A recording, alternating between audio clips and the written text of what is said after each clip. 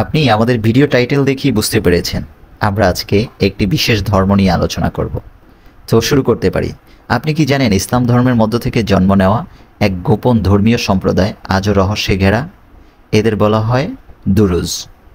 তারা ইসলামিক বিশ্বাসের অনেক কিছু মানে, আবার নিজস্ব গোপন ধর্মীয় রীতিও আছে।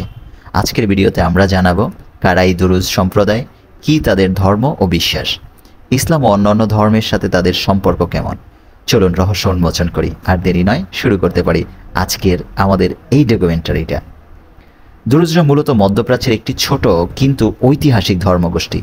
তাদের জনসংখ্যা প্রায় 10 থেকে 20 লাখের মতো, যারা বসবাস করে লেবানন, ইসরায়েল, সিরিয়া এবং জর্ডানে। দুরুজ নামটি এসেছে একজন ফাতিমীদাই আদ-দারাজি এর নাম থেকে, যদিও আদ-দারাজিকে তারা অপছন্দ করে, কিন্তু ইতিহাসে তার নাম থেকেই এই দুরুজ সম্প্রদায় কিন্তু এসেছে। দুরুজ ধর্ম অনেকটাই গোপনীয়তা বজায় রাখে এবং তারা অনেকটাই গোপন বলা যায়। তাদের ধর্মীয় বই রাসায়েলে আল হিকমা, যার বাংলা অর্থ হচ্ছে জ্ঞানপত্র, যা কেবল উক্কাল মানে হচ্ছে শিক্ষিত সদস্যদের পড়ার অনুমতি আছে।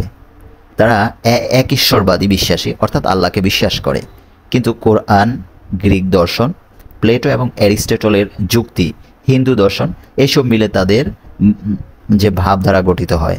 তারা পুনর্জন্ম বিশ্বাস করে, অর্থাৎ একজন মানুষ মারা গেলে তাদের আত্মা নতুন দেহে জন্ম নেয়। ইসলামী রীতি হিসাবে যেমন রোজা, হজ, জাকাত, নামাজ, তারা এইসব আবার পালন করে না। তো তাদের ভিতরে যে ব্যবধান রয়েছে, আমরা আশা করি দুরুজ ধর্ম এবং ইসলামের ভিতরে ব্যবধান অনেক কিছু আছে, আবার অনেক কিছু মিলও রয়েছে।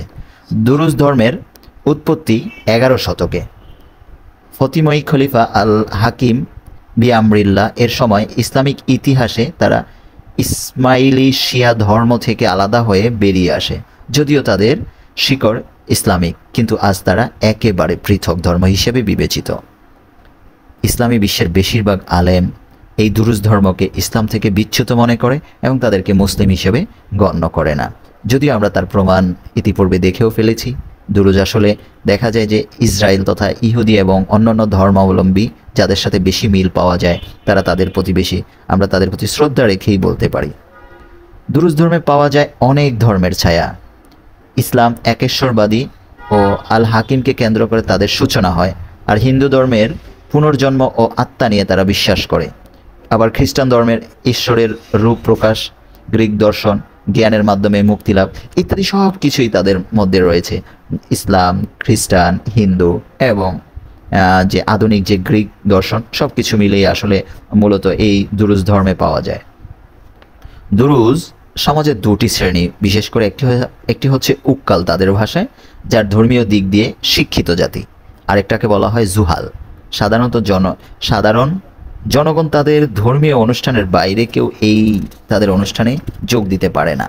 তো মূলত তারা বাহিরে নিজেদের ধর্মকে ওইভাবে নিয়ে আলোচনা করে না, এবং কি ধর্ম তারা প্রচারও করে না। শিক্ষা ও প্রশাসনে দ্রুত তাদের যে দুরুজ সম্প্রদায় রয়েছে তা অনেক অগ্রসর ভূমিকা পালন করছে। আপনি এই ধর্ম সম্পর্কে কী ভাবেন কমেন্টে আমাদেরকে জানাতে ভুলবেন না।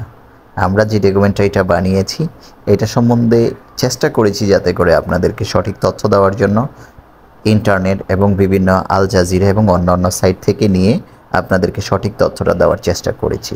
তো আশা করি আজকের এই ভিডিওটি আপনাদের ভালো লাগবে, আর যদি ভালো লেগে থাকে অবশ্যই একটু লাইক দিন এবং কমেন্টে আমাদেরকে জানিয়ে দিন কেমন হয়েছে আমাদের ডকুমেন্টারিটা, এবং আমাদের চ্যানেলটি একটু সাবস্ক্রাইব করে আমাদের নতুন ভিডিও বানাতে উদ্বুদ্ধ করবেন। ধন্যবাদ দেখার জন্য আমাদের আজকের ডকুমেন্টারি। দেখা হবে আমাদের নতুন আরেকটি ডকুমেন্টারিতে। ভালো থাকবেন। আল্লাহ হাফেজ।